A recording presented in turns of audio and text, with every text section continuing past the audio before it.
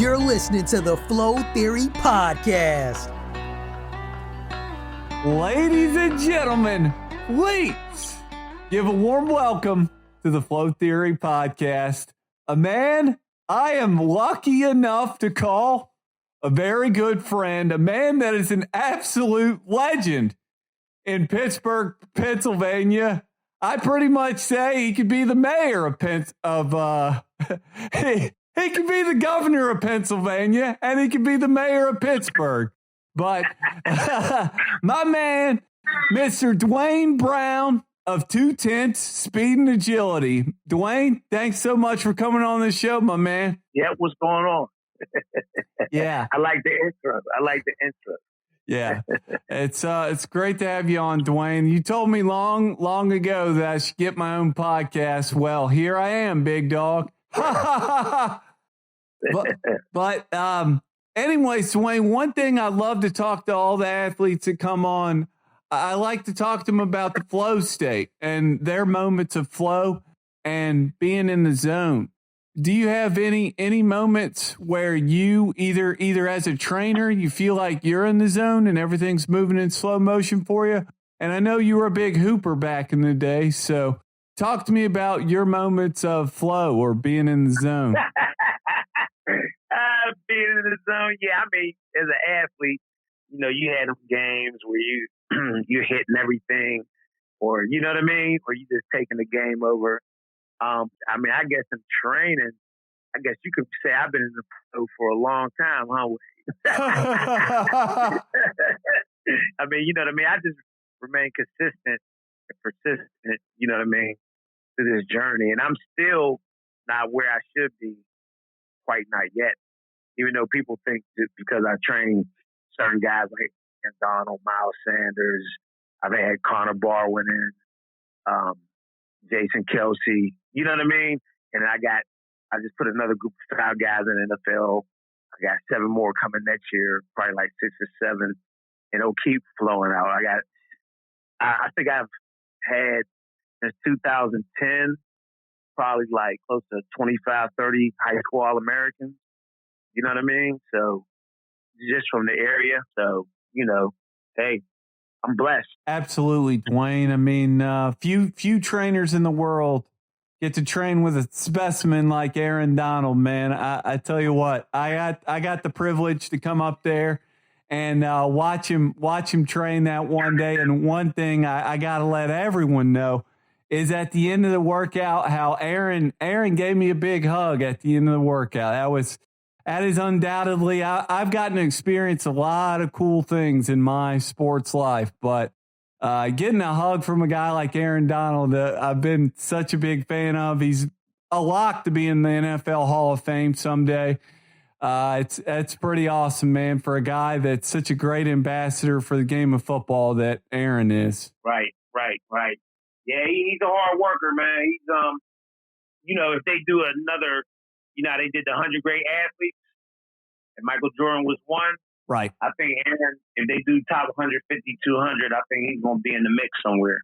You know what I mean? Yeah, I'd say absolutely, man. I mean, you watch his footwork just on your videos and up close in person. I mean, I've said for years, just like his footwork for a defensive tackle are just it's unparalleled. I mean, he's got so many different gifts that you could talk about with Aaron. And not only that, I really love watching the videos of him teaching other players. I mean, he's just got such a great mind for the game. And not only that, he genuinely loves to pass along that knowledge. He's truly one of the best ambassadors for the game of football I've gotten to see in my lifetime. So it was definitely a privilege to get to watch him train in person. And it's just super nice, man. For a guy that's such a big time athlete like he is, one of the greatest football players ever, to give me a hug. I mean, he doesn't know me. You know what I mean? No one has to do that. You know what I mean? It's it's a testament to the kind of person that Aaron Donald is, and just the word humble is really thrown around way too loosely these days, but I think it's a very fitting word to describe Aaron Donald, and incredibly hardworking, man. Talk to me about your journey, Dwayne, and what exactly, what exactly sparked your start into getting into training, man. I mean, so when I came home from college, you go through that phase where you play college basketball, where you playing in men's leagues and different things like that. But I was like to myself, I know this can't be it. So, I was real disciplined. I used to stay in shape, still do, stay in shape, work out, run hills. So I would just go to the city league games, football hoops, and I looked, there wasn't a lot of structure there. You know what I'm saying? Like as far as not in the coaching, but a lot of the athletes, they didn't know how to run correctly or know what they were doing. You know what I mean? Especially in the city, because in the city here, and they probably around in a lot of cities, they don't have the resources that some of the schools in the suburbs do. You get what I'm saying? Absolutely. So what I did was I took about $3,000 of my savings. I bought a couple sleds, parachutes, hurdles, laterals, zisters, and I set up at a park. And next thing you know, I got 6 guys, a couple D2 guys. Because, generally those guys would come home, lift weights, do some sprints, but nobody was really doing the speed and agility. So I just kept doing it. And then I trained a couple basketball teams. I got to train DeWayne Blair, DJ Kennedy, Dre Kane. They're playing overseas. DeWayne made it to the NBA basketball team. And then in the wintertime, I would get Carrick High School in the Alderdice gym. And like guys like Quentin Jefferson, that's the first time I met him. He played for Seattle. I think he's at the Bills now. That's when Miles started coming over. Who else was over there? I think Lafayette Pitts came over there a couple of times. He's in the NFL. But around 2009, 2010, that was like 2008 class, that was the first time I got Division I guys, because I started around 2005. That was Ed Tinker, Jermaine Robinson. And in the 2009 class, I got John Whistle, he plays in the NFL. And then I had Will Clark. He played in the NFL 5 years. John's still playing. The 2010 class is when I had Vanessa Gardner. He played in the NFL. I had Aaron Donald, Dayon Nunley, Delbert Tyler. Goder was over there. Goder was 2011. That's Greg McGee, Howard's quarterback. Mm-hmm. But that's what really set me off. And then it became a domino effect. In 2 years after that, that was Trey Hester. He's in the NFL. Jalen Coleman. And it just kept domino affecting.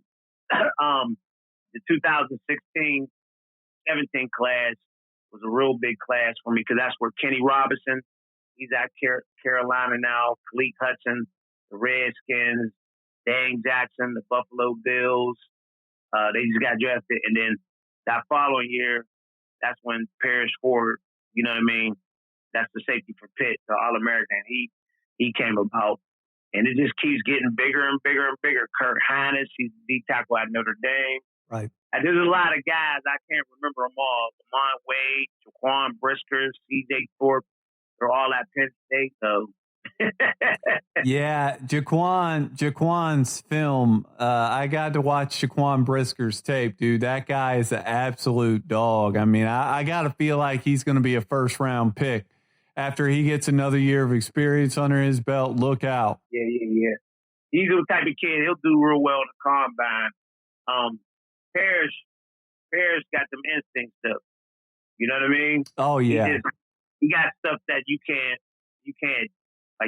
teach. You know what I'm saying? Absolutely. Paris Ford's high school tape. If anyone out there listening to this podcast, you got to watch Paris Ford's high school highlight tape. It is one of the best I have ever seen for a defensive back.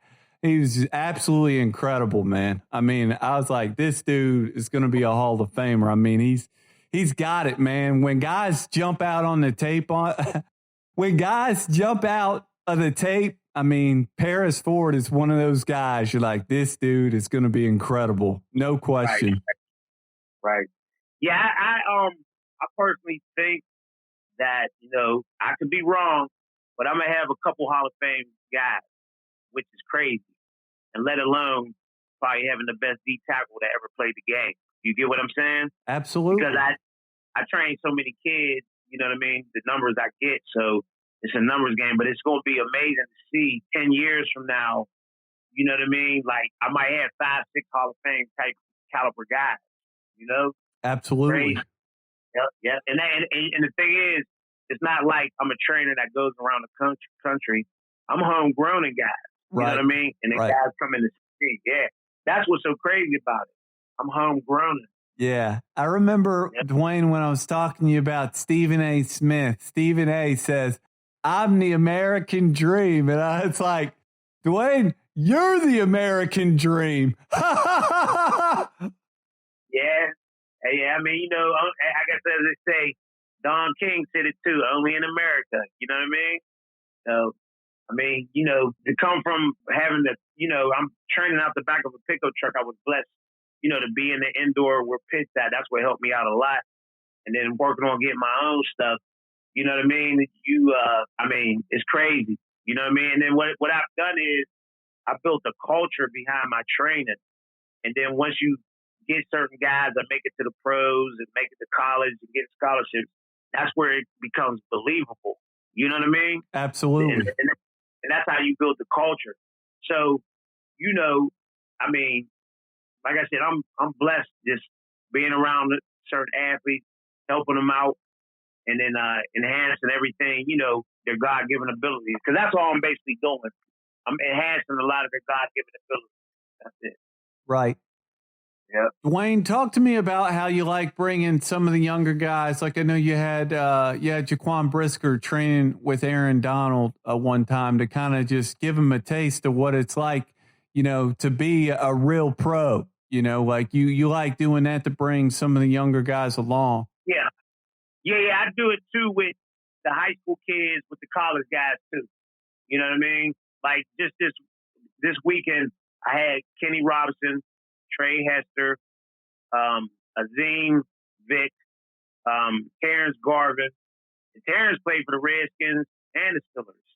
But I had some high school guys training with them just so they can see how it is. You know what I mean? Just like, you know, like you were saying, I think that was on D-Line videos. Brisker was with Aaron and now Scott, and they were because he got to be able to pass rush as a safety. They're blitzing him. So they were showing him some moves, you know what I'm saying? Some hand technique. Right. Yeah, I mean, that's what it is. It's you know, it's reach one, teach one type scenario. And that's the thing about, you know, people don't realize the type of guys we have coming out of Western Pennsylvania until you do the history of football. So what I've done is, you know, it was kind of like spread out, but I'm able to get all those guys in one area at certain times. You know what I'm saying? Mm-hmm. So that way, those guys that's coming up in college, they can see how it is to be a athlete with the guys that are in the NFL. You see what I'm saying? Absolutely. Yep. And then it makes it believable so they can see, like, look, I'm right there. I can make it. You know what I mean? And then when you got a high school kid that, you know, I got ninth graders get BCS off up here. Right. So when it humbles them. They get those offers, and they're in 9th, 10th grade. You know how kids is. But it humbles them like, wow, I got to get to this level. You know what I mean? Right. I got to get to this level where I ain't made it yet, where you got certain guys, you know, like a Kenny Robinson. Look at his situation. First team all Big 12, had some academic issues. Then he goes to the XFL, and he's the best, you know, DB in the XFL. Then he gets drafted. You know what I'm saying? Right. So, yeah, you know what I mean? Just certain instances like that. But he was able to be around other pro ball players, so it helped out with his believability. Like, man, I'm right here, and I'm just as good as these guys. You see what I'm saying? Mm-hmm.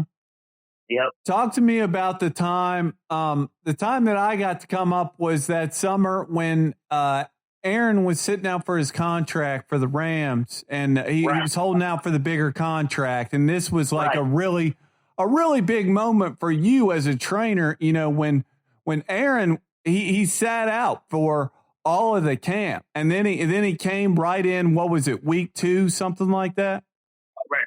Yeah, the 2 years that he won MVP, when he sat out, he was with me.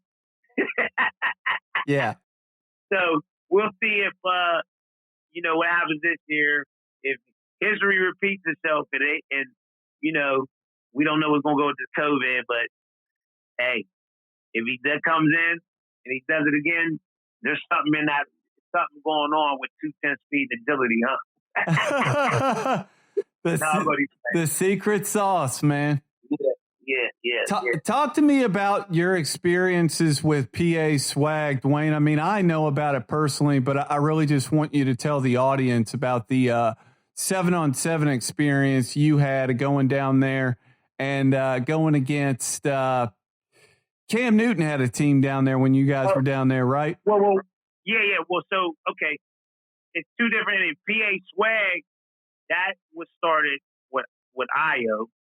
So on that team, that was in 2012. Right. So listen. So Evolve is a team that's the 7-on-17 that comes out of 210. That's the one that played against Cam Newton. So, but listen to this. On that PA swag team, you had Tyler Boyd, Will Fuller, Robert Foster, Drayvon Henry, Jordan Whitehead, Demetrius Cox, Greg Garman, Dalen Coleman, Perry Hills, Reggie Mitchell. I mean, it was, listen to them guys, like 5, 6 of those guys are in the NFL right now. You know what I mean? That's a loaded roster, dude. Loaded. So the 2017 class that went against Cam Newton, that was Kenny Robinson, Paris Ford. We had the twins, Tim and James, X-Ree Lou, he's at West Virginia. Kenny White, he's in JUCO right now. What else do we have on that team? Shaheed Holt, he's at Toledo. He's a starting safety. Tim Terry, starting linebacker at Buffalo. Anthony Crider, starting linebacker at Toledo. Yeah, that team was kind of loaded too. Yep.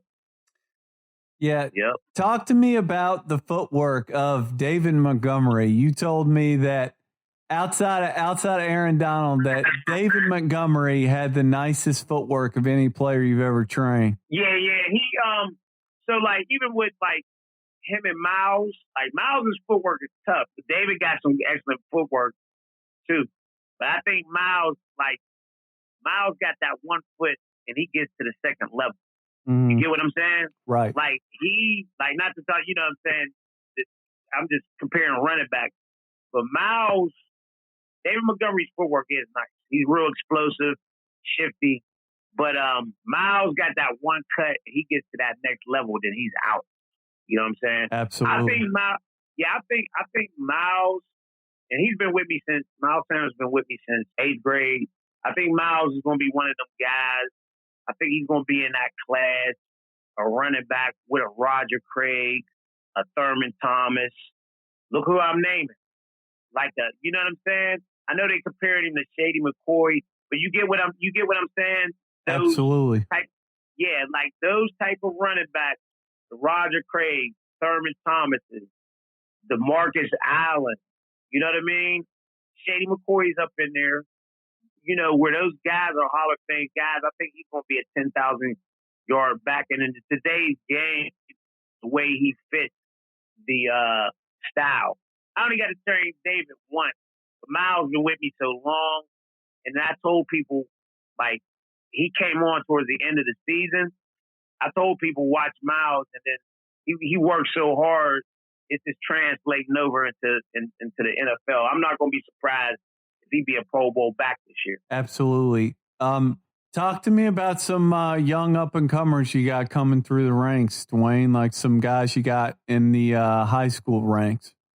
Right now, Derek Davis, he's a consistent All-American.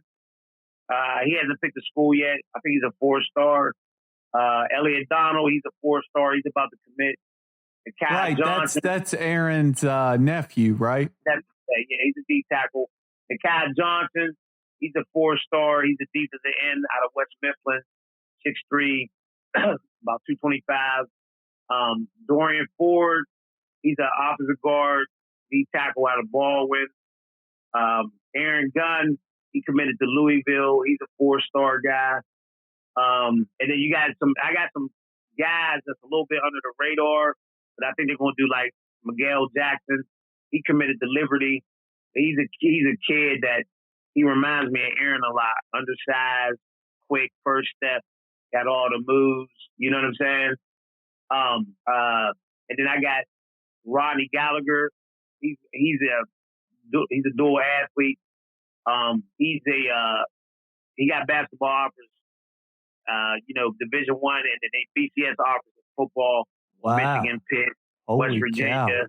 Yeah, he's in the 9th grade. That's impressive. 9th grade. Yeah, he's in 9th grade. He got BCS offers in both sports. Jesus. He must be a beast. Yeah. You could YouTube him. He got like 100,000 followers already on Instagram. 9th grade, yeah. Tamir Robinson, he's out of Bashir, and he's a 6'4" safety in the 9th grade. He might end up moving down and be a linebacker, but he reminds me a lot of the guy from New England, Hightower. Is that his name? Linebacker? Is it Hightower? Yeah, Dante Hightower. Yeah, because he's playing safety now, but like he only played 4 games. They had 4 interceptions in 4 games as a 9th grade. He wasn't even going to play football, and then now he has Penn State, Pitt, West Virginia, Syracuse, Michigan. Yeah, he got in the 9th grade. He got all those BCS offers. Yep. Wow, jeez. Yeah, he does. He's got 90,000 followers on his Instagram page. Damn. Rodney Gallagher. Is he going to be a top 10? Who would be a top 10 pick? I really don't know what he's going to do. If he's going to play basketball or football. He played on LeBron James, his son's team, and the kid Mikey Williams. That's supposed to be like top 3. Yeah, everyone loves Mikey Williams.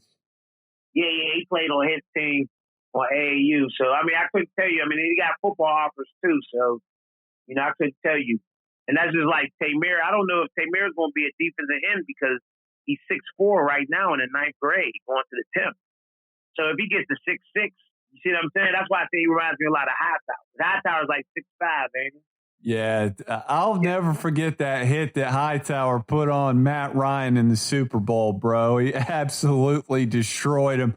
Once I saw Hightower coming off the edge clean, I knew it was over, man. Like, I was like, this is it. Like, this is a game-changing moment. Here it comes. Right. And Matt Ryan got blasted. Right. But yeah, though, I got some guys, there's some other guys, they haven't got scholarships yet, but they're going to be on the scene. So I basically, I'm blessed. I got a factory of guys. I created a culture. I got the best guy in the league that voted by his peers. So, he's on his way to the Hall of Fame, and I got several other guys that are about to be on that level. You know what I mean? Absolutely. So, I could be a trainer that could go to the Hall of Fame. You know what I mean? Yeah, think about it. If it all works out, having several guys from the same area that you train go to the Hall of Fame, imagine that. Like, has that ever been done before? Homegrown? Probably not that often, Dwayne. Yeah. We ain't talking about me going like the guy coming in. We talk about homegrown since they've been little. Yeah, you're certainly a man of destiny, man, to have this many guys and, to have an athlete like Aaron Donald, who's truly like a 1 in a billion type athlete, right. To be able to train a guy like that. This is destiny for you, man. It's, you know me, I'm not that religious, but, I do believe in destiny. And, right. Very few people can say that, they're living out their destiny, but this is truly yours. And right. Yeah. It was basically, when I look back at it, it was just like, it was meant for me to be a trainer and do it. I already know. Yep. Who was the person who initially pushed you to become a trainer, Dwayne? Was it anyone? Nah, not really nobody, but my dad set all the discipline growing up. Having me run the hills. And then I was a gym rat in basketball. So everything is repetition for me. You know what I mean? I get up in the morning, I work out, and then I start my day. You know what I'm saying? Right. So get up in the morning, eat breakfast, work out, and it's repetition for me. So the repetition in my lifestyle has carried over into the training. And that's what I try to, when I talk to other trainers, like 210 Speed and Agility is my company name. And it's really turning into a lifestyle for these kids, for the parents, you know what I mean? Right. Because kids are getting scholarships, guys are going to the pros. It's not just training. It really is turning to a lifestyle here in Western Pennsylvania. And now people are catching on because of Aaron and, you know what I mean, and the other guys that train around the country about 210 Speed and Agility. Absolutely, Dwayne. Talk to me about a lot of the college coaches that have hit you up over the years, asking you about players, man. That's a fascinating thing that a lot of people would like to hear about. Behind the scenes of college football recruiting, ladies and gents. Yes, I mean, I get hit up so many different ways, man. You know what I mean? I try to, like, you know, stay out of it, kind of, you know what I mean? And when it comes to recruiting, leave that up to the kid, the parent. You know, my biggest thing is, you know, I try to you know, if a kid asks me or parent, I try to tell them, you know, you go where you're going to get on the field and play. You know what I'm saying? So, you know what I mean? That's my thing. My thing when I'm training them, I'm helping them get that scholarship, you know, help them get the scholarship. And then even if it's a kid that's a MAC kid, even though he might have some BCSs, but if he's going to be able to play at that MAC school, they're better off going to the MAC school, like a Sky Moore. Look at Sky. He was an All-American this year. Sky's one of my guys from Central Michigan, the receiver. The Sky was a quarterback. Sky ended up, he broke his leg or something his sophomore year. And his senior year, he ended up averaging 400 yards all purpose. 200 yards passing and 200 yards rushing. Jesus. And his receiver was Dino Tomlin, Mike Tomlin's son. He's at Maryland right now. Right. Right. And you know, also I trained Joey Porter Jr.'s son too. He's at Penn State. So everybody was coming to see Dino, but Sky might have been the best player in Double A. And if he didn't get hurt, they probably would have stayed. So he goes to Central Michigan. He ends up getting Howard, Rice, Central Michigan, and a couple other FCS schools. You can Google him right now. He ends up going to Central Michigan, and he was second team All-American at wide receiver. And he's a guy that plays like that running back / slot position, and he's a matchup prop. Yep, Sky Moore, Central Michigan. He's a freshman All-American. Yep, he's another one of my guys. I'll check him out. Yep. How do you spell Sky, Dwayne? SKY Moore. Sky Moore, just like Sky Moore, Central Michigan. Look at his highlights. He's a beast. Oh, there he is. Western Michigan. Western Michigan. I'm sorry, Western Michigan. My bad. Western Michigan. I'm sorry. Western Michigan. Yeah. Looks good. Yeah, there's so many guys I got, man. And it's like the 219 class, now you're going to see Joey Porter Jr. players. Day Hardy. You know, Hollis is down, William and Mary, starting quarterback down there. Devonshire, MJ Devonshire is down Kentucky. You're going to start to see the next regime of guys come up. Right. You know what I mean? Yeah. And Dwayne, I want to hear your thoughts on the NCAA and paying players, man. That's something that I get to ask all the guys about. I'm a firm believer of paying the players, definitely a couple $1,000s a month, just so the players can take care of all their living expenses and such. What are your thoughts on paying the players and endorsements in the NCAA? I think they should get paid. I mean, look at the University of Miami in the 80s. You think that would be how it is now? If they didn't, if football wasn't winning? Think about it. Yeah, absolutely not, dude. The players made that team, but those players combined with Jimmy Johnson, were an incredible combination because, Jimmy Johnson told Michael Irvin, you guys make the plays. I'll take care of the rest. Right. Yeah, Michael Irvin. Michael Irvin's been a wild one from day one, man. Talk about one of the wildest football players ever, man. Jeez. Right. Now, they need to be paid. paid. Yeah, I agree, man. What are your thoughts on like how they should be paid? Some guys have the philosophy of maybe setting up a trust towards the end of their NCAA career, or just pay them directly every month. What do you think? I mean, they should just make it to the point where if they want the option, you know what I'm saying? Give the kids the option. You know, if they want to trust, I think, or they want to get paid while they playing, it's all up to them. You know what I mean? Give them an option. I agree, man. I think the coaches are making entirely too much. I think that really they should shrink the coaches' salaries way, way down and use that extra money for the players. And I know during COVID, a lot of the coaches are taking pay cuts, and that's great. But, you know, you can't tell me that with a lot of these athletic departments that those coaches need to be, you know, you could easily live off of like a couple $100,000. Nick Saban, God, that guy's got what, 50, 60 million dollars at least. So, you know, he's going to be that guy could coach for free for the rest of his life. You know what I mean? Like, what are you going to do with it? And to me, Dwayne, I said this to you and I will say this a million times.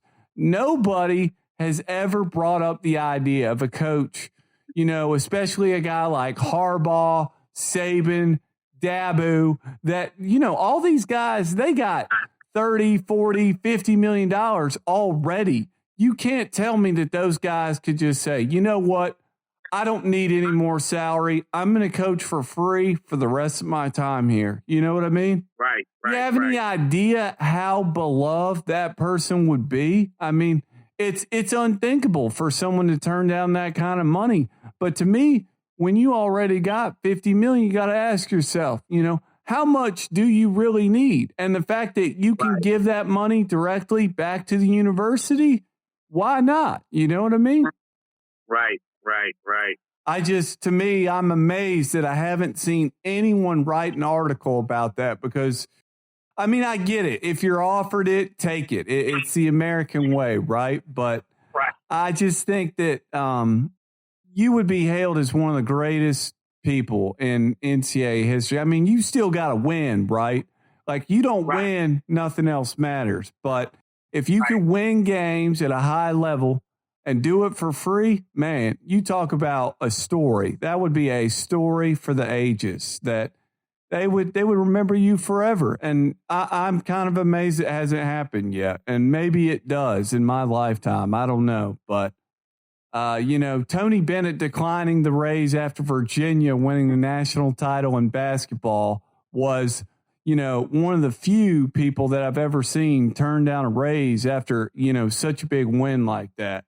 So, you know, who knows? Maybe we'll see it in the future. I'm kind of doubting it, but I'll be very interested to see if that ever happens. Right.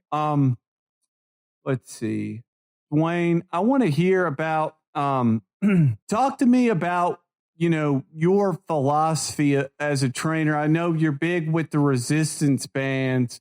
Talk to me about that. And you don't use a lot of heavy weights. You're a firm believer with the resistance bands and the parachutes. Those are a couple of your staples. Yeah.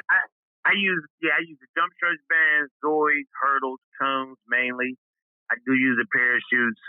You know, I use the sleds from here and there. But my thing is training. It doesn't matter what position you play, offense, defense, a linebacker. If you're a basketball player, I'm gonna train you as an athlete to get you more explosive and get you quicker. You know what I mean? And I'm gonna have you game time ready.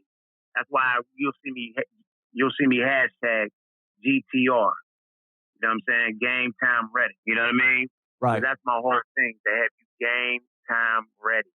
And that's what my training, everybody that comes in, they all say my training correlates into game situation with the drills.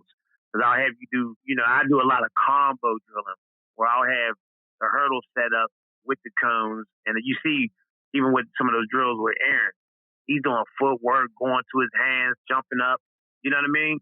I'm trying to make you a better athlete. So I do a lot of, and that's another thing that if you notice, that like with my training, I do a lot of combo drilling where I'm putting more than one more than one thing, more than one drill in a drill.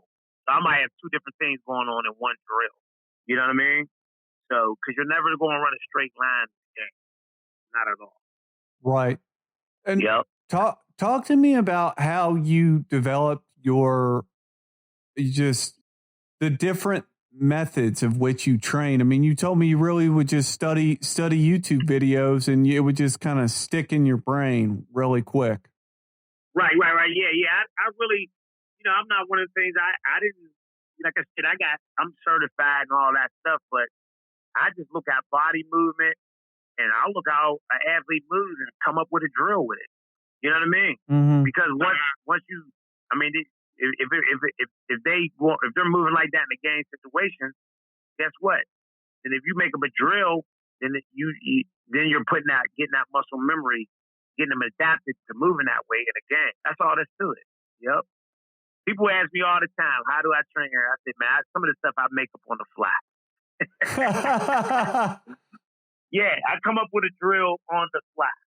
That's it. I have a basis of certain stuff, but I come up with a drill on the fly. And let's go.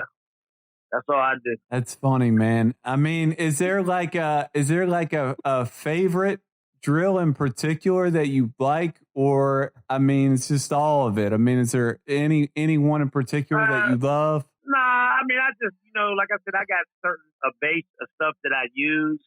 Like I use the big rubber bands. That way I ain't got to use the sleds. Like I tie big jump stretch bands in a knot to have a person resist it. So it's like 280 pounds plus the person holding it. So that works on your acceleration. I mean, the different footwork stuff, you're doing footwork, you're opening up, you're coming forward, tone drills. And my training's not long. It's only 45 minutes, but it's the pace that gets you in shape. You get what I'm saying? Absolutely. Yeah. It's not like we there for 2 hours running and, you know what I mean? Nah, it's the pace that's what gets you in shape. Dwayne, talk to me about Bruce Lee. You're a huge Bruce Lee fan. I know you were all over that Bruce Lee 30 for 30 documentary. Talk to me about, why Bruce Lee has really become one of your heroes. And you'll notice on Dwayne's Instagram, on the 210's Instagram page, he's got Chinese characters on the Instagram page. So this man really loves Bruce Lee. Well, I'm a real, growing up on Saturday mornings, there would be Kung Fu Theater on Channel 22. So you would go run to the TV and watch the martial arts. So, of course, Bruce Lee, Enter the Dragon, Big Boss, all different movies. So Bruce Lee, with him, the Jeet Kune Do style, if I pronounce it right, it's not like a style that one way. It's a free flowing style. So when I'm looking at the martial arts movies, like Gordon Lau I'm a big fan of him. He played in a lot of the martial arts movies. Wu-Tang versus Shaolin. The Five Deadly Venoms is one of my favorite ones. Born Invincible. So what happens is with the martial arts is discipline. You know what I mean? It's discipline. And like you go to Karate Kid, he didn't put him in a fight immediately. What did he do? He had to wax on and had to wax off. And that helped him with his defense. So when I'm training, I got a basis of fundamentals, but when you get to the next level, then I'm creating a drill off that basis. You see what I'm saying? Right. And that's how I got into the combo drilling. Like I'm taking one basic drill and I'm adding another one to it. And then next thing you know, I'm making them another drill off of that. But the martial arts, the way they move, and you see how it's choreographed, like when they're fighting. So that type of stuff, it's in my head. So when I'm training, that movement, anything. It could be Michael Jackson. When I watch Michael Jackson dance, you see I have a lot of break dancing on my stuff too. If you notice that. So that whole thing is nothing but it's training.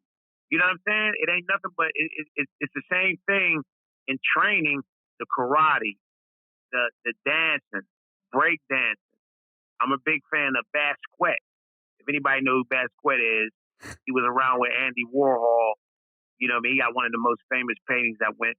But Basquiat, when he was sick, he read the book Gray's Anatomy. And in Gray's Anatomy, you could see the way the book is, it goes deep into the body. There's different levels. So when I have training with all those kids, 150, 200, 300 kids, we got the stations going through, people always ask me, how are you able to control the crowd? You're one person. You see what I'm saying? I just look at it as me painting a picture.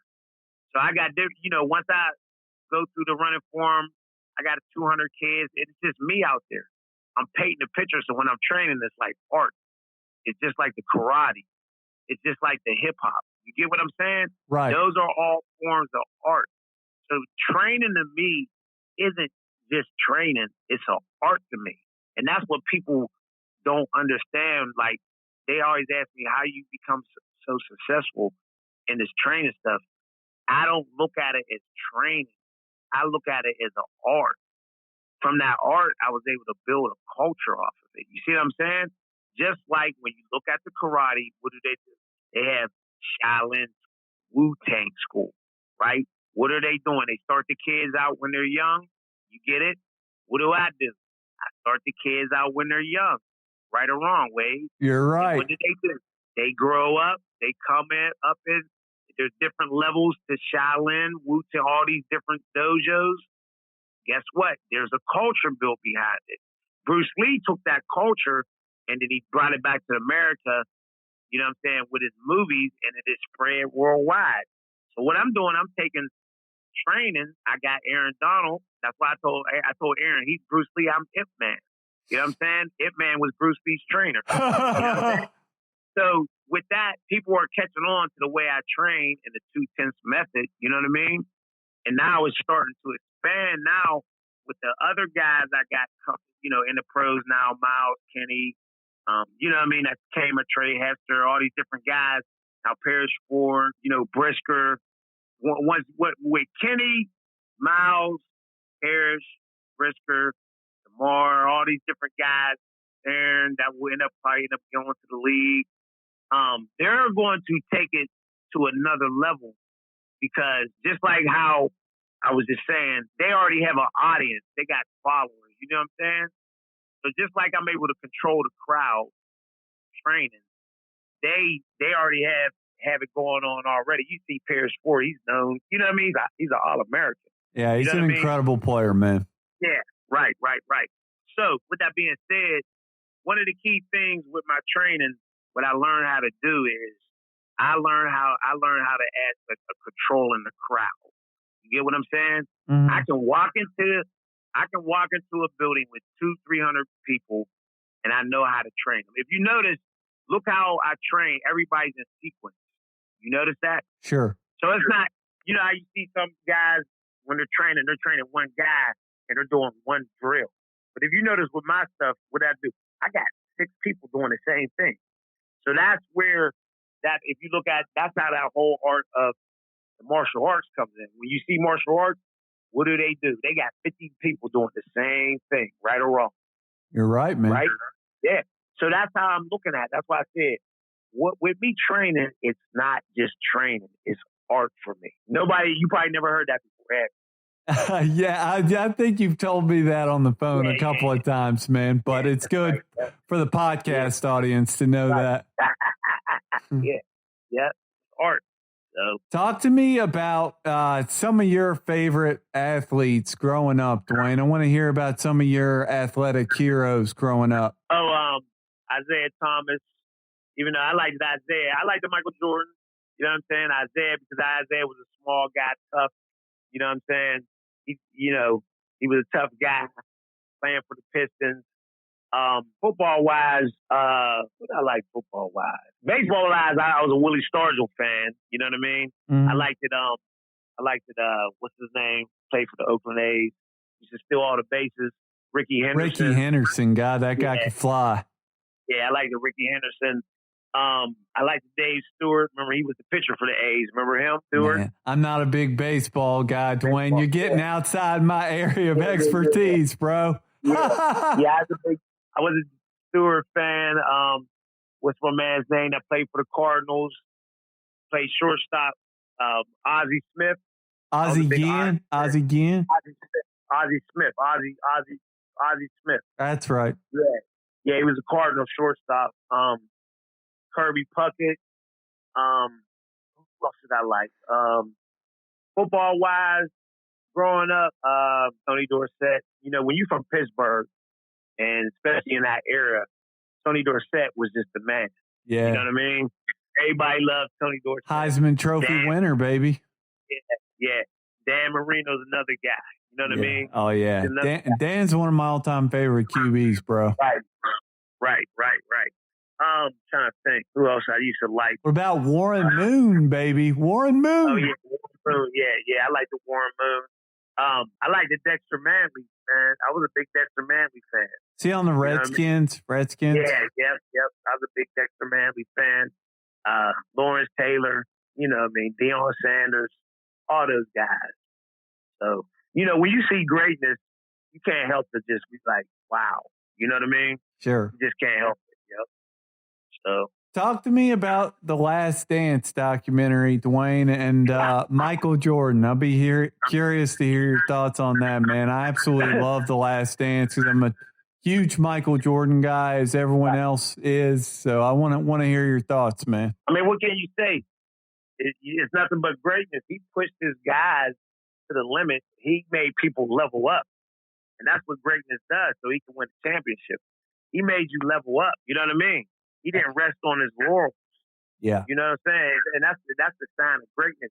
When you as a player are able to elevate everybody else around you and push them, that's greatness right there. I agree, you know what I mean? Dwayne. I agree. That's greatness. You got to level up. You know what I mean? You got to come up to this level. Yeah. So, and that's the one thing that I'm glad that I do have a guy like AD, because guess what? I can always be like, you ain't on this level yet as a player. You know what I'm saying? Sure. And how can you tell me anything when you know what I mean? I've trained a guy like that. So, you know what I mean? Because I do get some guys, they don't want to push. They be like, man, this ain't no joke. Well, hey, guess what? This ain't for you. Sometimes you got to see another trainer. You know what I mean? Right or wrong. You're right, man. Wrong. Hey. Right or wrong. It separates the great ones from the okay ones, man. Right. Because, you know, people, my trainer's not, you know what I mean? You know, you got some guys, they look good, doing the drills on, Nah, people come in and they really be running from the training because we going running for them, explosion, linear, ladder, core, everything all in one. You know what I mean? And people be like, man, I didn't know it was like this. And then they see why a dude like AD is what he is. You know what I mean? I mean, even Miles told me himself. He said, man, you know, I've been to a couple different trainers, but for some reason, your stuff is still the hardest. Yep. That's funny. I ain't trying to make it hard. Right. Yeah, I ain't trying to make it hard. this is what I do. So. But, you know, that's ultimately, you know, the toughness of all of it's what's going to prepare guys for the games, you know, like you said. And once you go through the tough training, the game is going to be like nothing, you know. So. Right. It's always fascinating to me, the different stories that a lot of these athletes have, you know. So many elite athletes, you know, they have some sort of you know, a real tough struggle. You know, they're you know, a lot of great athletes, like they, you know, maybe they lost a parent at a really early age. Like it's a fascinating thing about athletes. A lot of them have like some really tough mental struggles that they have to deal with at some point. Like I was watching, dude, the E60 on DeAndre Nuke Hopkins. Oh my God, dude. His mom, there was someone poured like hydrochloric acid on Nuke Hopkins' mom's face, man. Yeah. burned her face up so bad, man. And for Nuke to sit there and say that, like, it's really sad what happened to you, Mom. But after that happened, Nuke knew that, like, it kicked him in the ass, and he's like, I gotta make it, like, there's no option. Right. And I mean, God, he's got a lot of just incredible God-given ability, but for him to say that really sparked him and motivated him, I mean, it's an incredible story, man. You got to watch that E60 on Nuke Hopkins and his mom, man. That kind of made me tear up a little bit, man. Right. As he gives her the football every time he scores a touchdown. If you ever seen that, after Nuke scores, he goes up to his mom and stands, and that's why she can't see, because I forget why exactly someone did that, but they went to jail, and man, it was God, that's crazy. What a sad story, man. But Nuke is certainly one of my all-time favorite receivers to watch. That guy, you throw it in the same zip code as that guy, he's coming down with that rock, and there's no ifs, ands, or buts about it. He's coming down with it. Why do you think?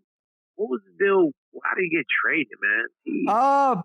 Bill O'Brien, weird guy, man. I heard that Bill O'Brien had some issues.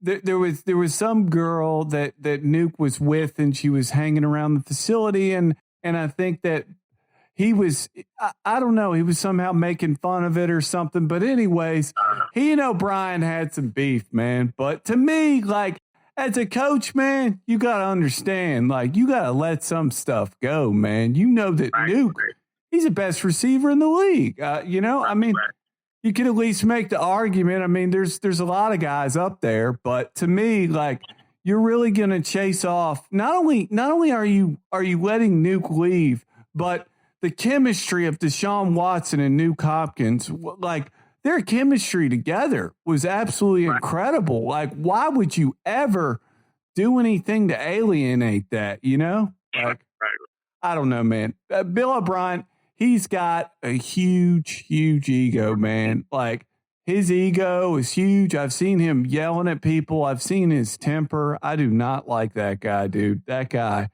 And it's so weird to me how, the Texans would let a head coach become a GM, Right. They don't have a GM right now. That is so weird. How are you going to let a coach run the team like that when O'Brien, he hasn't even done anything? You know what I mean? Like, if you're going to let Belichick become the GM, okay, I get it. But, like, it's crazy to me how the Texans let O'Brien just run everything. It's really odd, dude. That's one of the puzzling things in the NFL today. I don't know why, but there's something behind the scenes with the Texans that that the public is not being told. Right. So talk to me, Dwayne, about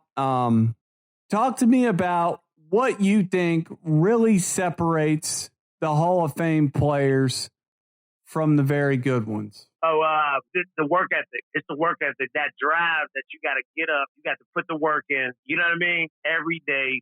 Because there's a lot of dudes that have the talent. They're in the NFL because they're that talented. But it's the work you put in when you in the league. That's what makes you last. You see what I'm saying? It's the work you put in. There's a whole bunch of guys, they get to the NFL, and they might have long careers. But the great ones, they in the film room. They studying film. Off season, they're training. It's an obsession. It's almost to the brink of insanity. Yes. Look at Jerry Rice. Yeah. Walter Payton. Jerry Rice ran the hills. Right. Right. Walter Payton. Dion. I mean, you know what I'm saying? Dion really doesn't show, but now as he getting older, you know what I mean? He talks about it. Those dudes that are great, that get that what's that, a green jacket, tan jacket, whatever they get. Yeah, it's kind of like a tan, a tan color. Those dudes that get that jacket, they're obsessed with the sport, with the mere fact of being great. It's an obsession. Absolutely. They don't know what to do. They don't know how to stop working out. I see it. You know what I'm saying? There's times Aaron, he don't take off for 2 weeks. You know what I'm saying? Right. And it's something. It's either you got it or you don't. You know what I mean? Right. No one's going to do it. No one's going to do it for you. Right. Yeah, because I'm pretty sure there's many guys that probably could have went to the Hall of Fame. They had long careers, but did they really put in the work they should have put in? You know what I'm saying? Right. So, yep, it's an obsession. Yeah. It is. Look at T.O. T.O., he's in the Hall of Fame. He's still trying to run. Yeah, I saw he had a really close foot race recently with Tyreek Hill. Yep. That's pretty damn incredible, man, because Tyreek Hill can fucking fly. Jesus. That's what I'm saying. It's an obsession. It is. You have to be obsessed with this stuff. Sure. You really do. It's all about devotion of time, energy, and effort, you know? Like Nick Saban, there's a reason he's so good, because he devotes 18 hours every fucking day. He's an absolute, you know, he's obsessed. Right. Yeah, it really is. It's an obsession. It is. And, you know, I mean, you know, you never really see Nick Saban spending any time with his wife in like the Greek islands in the off season, right? That guy locks himself in a room and he's studying tape, man, figuring out ways to get better. Like, I mean, I don't like the guy, but I will forever respect his greatness and his devotion to the game. I mean, you know, he talks about humble beginnings. I mean, I don't know, Nick, he making $10 million a year, and you know he's got the boosters paying off his house. I don't call that too humble, but I mean he's earned it. He's earned every little penny that's come his way. But like I said, with players not getting paid in college football, like the optics of it are looking worse and worse. And you know, eventually his players are going to need to be getting paid, man, because it's like one of my players that came on the podcast talked about, you know, Reggie Bush. Heaven forbid Reggie Bush have some sort of catastrophic injury. He wouldn't have been worth nearly as much for the NFL, you know? So the NCAA not only needs to pay these guys, but they also, especially for the top guys that are top graded, that they need to help them set up insurance policies in case, you know, things don't work out. Like the DB from Oregon a couple years ago, Ikpe Olamu. His name's kind of hard to pronounce, but anyways, he tore his ACL, and you know he's out of football now. If he hadn't torn his ACL, he would have been a first-round pick, and I think he slid really far down the draft boards. But the NCAA definitely needs to pick up the slack on that for sure. Bring guys in and make sure they set up some of these top guys with insurance policies. Right. Talk to me about Amani Bates, Dwayne. You got to watch Amani Bates, and what a baller he is, man. Yeah, I mean, he's different. I mean, he's nice. I mean, he's probably the next thing coming since LeBron. That's what it looks like, you know? Yeah. The way that he takes it strong to the rack, bro. He's like KD with a more ferocious, more powerful, like send it in at the rim kind of guy. He looks way more aggressive when he takes it to the 10, man. It's crazy with basketball. Like I get, you know, like basketball, you get put on a platform so early. You know what I mean? Like it's crazy, you know? Yeah, you're right, man. Yeah, football, they find you. But, you know, football, you got to go through college. By the time you get to college, you're 22. And then when you get to that second contract, you're 27, 28. Your career is almost over. You think these dudes in the NBA, they come in the league at 19. By the time they're 21, 22, they're at their second contract. And that's why they're able to get 3, 4 different contracts and play fifth. You know what I mean? Yeah. A long time. It's crazy. Basketball and baseball, man, it's just crazy. And soccer. Yeah, I mean, it's going to be the Wild West with guys getting endorsements, man. I guarantee you're going to be having tons and tons of guys hitting you up, being like, Dwayne, keep keep me in mind in the future, man, because I know you got a lot of guys. And, I mean, some of these guys are going to get hit up in middle school, high school. The NCAA really needs to regulate on the fact that they need to clamp down and be like, you cannot contact this player before this date because, I mean, it's already like the Wild West, man. And with endorsements, I mean, the agent selection process is crazy as hell, man. So you mean to tell me that a high school kid not only has to worry about all these coaches calling him, it's going to have to worry about agents? Like, it is going to be bananas, bro. Like, right. It's going to be not like they're going to need to have to hire some sort of a, PR firm to handle all their calls. You know what I mean? Right. And people might laugh, man, but that's the reality of it, man. Some of these guys get like 40 plus scholarship offers. You got 40 coaches calling you a week, 40 agents, 40 reporters looking for interviews. I mean, it is going to be absolutely insane, man. I feel for, a guy like Amani Bates. Like, I think his dad kind of participates in his recruitment a little bit, but I think my theory on Amani Bates is this. I think he will probably jump straight to the NBA because I think the rule is coming down pretty soon, isn't it, that you can jump to the NBA? Yeah. I got. He ain't no sense for him to go to. Even if he went overseas for a year and played and went to the NBA, he might as well do that. Yeah, or go to the G League like the other dude this year. Jalen, the one dude went to the G League. Jalen Johnson. I can't remember his name, but he was the number one player this past year. A couple of them went to the G League. I mean, them dudes don't listen. They're that good. They're going to get drafted anyway. So it's almost like, what's the perk? Yeah, because they'll destroy the G League. Absolutely. The G League's good though. The NFL does need some sort of a the NFL needs some sort of support league. The owners do not seem to care about having a, some sort of a, like a minor league, and I mean, obviously you got college, but they need something else, man, because there's so many great players, especially during COVID. I think the head guy of the CFL said they were going to go bankrupt if they didn't get some help. So, yeah, but Dwayne, that's really all I got time for, my man. Really appreciate you coming on. Tell everyone where they can find you on Instagram if they want to track you down. All right, no problem. Oh, at 210THS, Instagram and Twitter. At 210THS, Instagram and Twitter. And my YouTube page is 210 Speed and Agility. So you can just type it in, 210, 2TNTHS, Speed and Agility. Yeah. DeWayne Brown, ladies and gentlemen, truly one of the smartest people I've ever come across.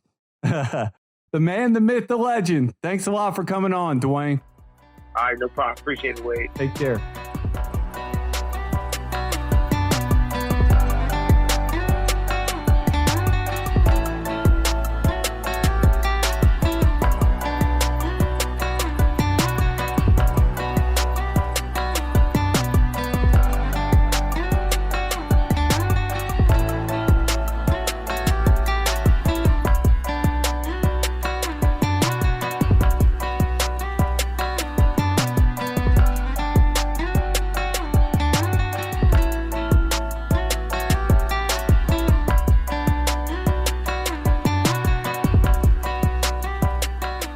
Listening to the Flow Theory Podcast. You can listen to our podcast on Apple Podcasts, Google Podcasts, Stitcher, Spotify, and TuneIn.